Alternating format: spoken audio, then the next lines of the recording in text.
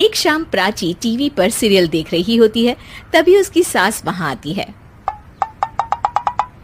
अरे सीरियल में तो ऐसे मग्न है जैसे आज रात का खाना पड़ोसी आकर बनाएंगे।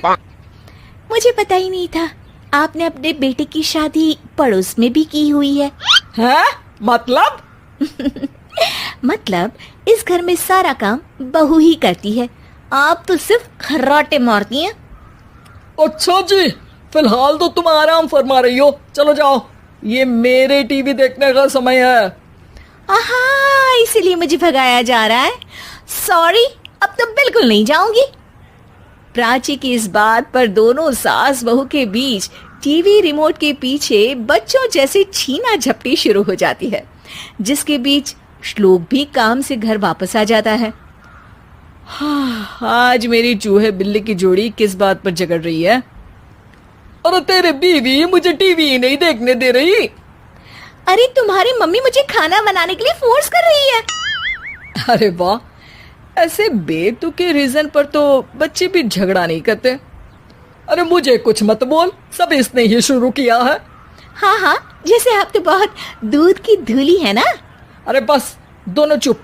प्राची जाओ, खाने की तैयारी करो। और माँ तुम छोड़ो, तुम्हें क्या बोलूं, शांति से अपना सीरियल देखो, मुझे दोबारा लड़ने की आवाज सुनाई नहीं देनी चाहिए।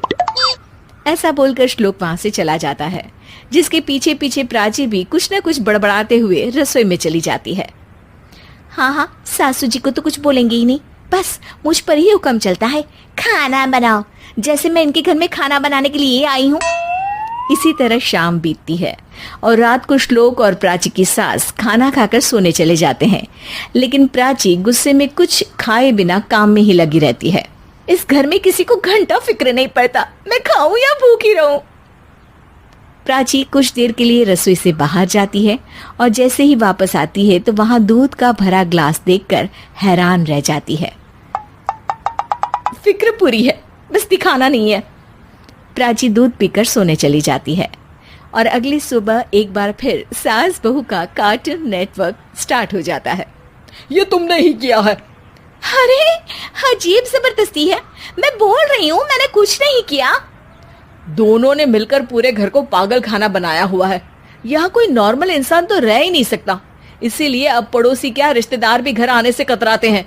और सुन बेटे, तू भी चंगा, तेरी माँ भी चंगी, तेरी बीवी भी चंगी, रिश्तेदार।